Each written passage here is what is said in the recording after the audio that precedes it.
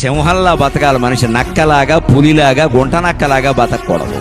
అందుకనే భారత జాతీయ చిహ్నంలో 4 సింహాలు ఉంటాయి, 4 పక్కలా కూడా.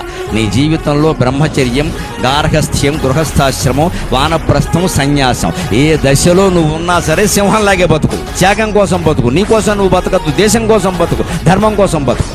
జీవితం అంటే ఏమిటో తెలుసా? మనిషి జననానికి మరణానికి మధ్య ఉండే కాలాన్నే జీవితం అంటారు. ఆ కొద్ది రోజుల్లో ఒకరికొకరు ద్రోహం చేయకుండా, హాని తలవకుండా, నేను నాది అనే స్వార్థం లేకుండా అందరితో కలిసి ఒకటిగా సంతోషంగా బతకడమే జీవితం. అలా బతికేవాడే నిజమైన మనిషి. ఎవరన్నారో తెలియదు గాని ఆనాడు మానవ సేవే మాధవ సేవని ఓ మహనీయుడు. దేవుడంటే సాయమేరా తమ్ముడు.